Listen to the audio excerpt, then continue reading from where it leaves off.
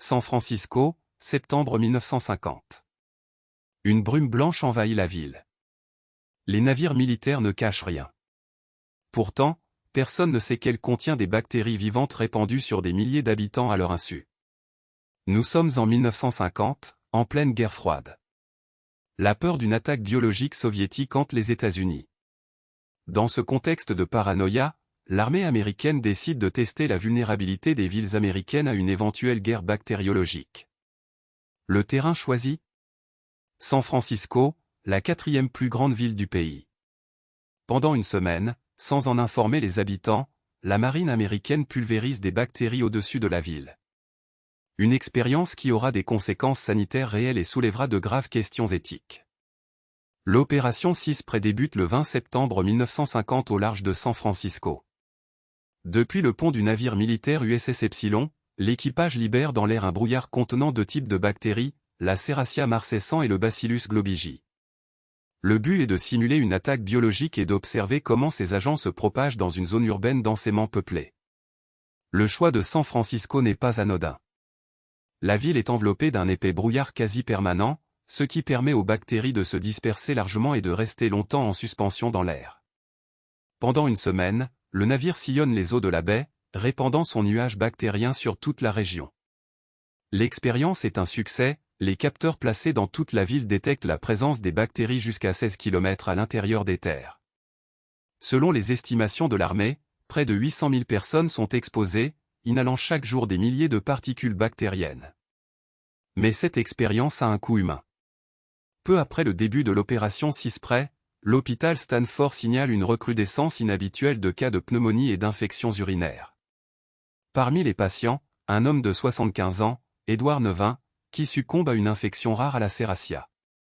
Au total, 11 personnes sont touchées par cette bactérie, normalement peu commune dans la région. Pendant des années, ces cas restent un mystère médical.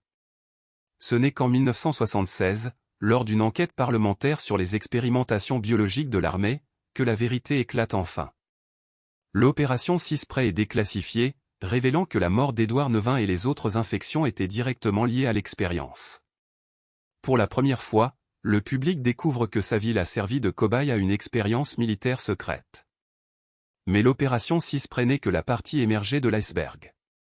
Entre 1949 et 1969, l'armée américaine mène 239 expériences de guerre biologique en milieu ouvert, sur sa propre population. New York, Washington, Saint-Louis, Minneapolis.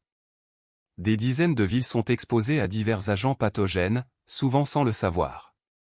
Certaines expériences consistent même à asperger des gares et des centres commerciaux bondés.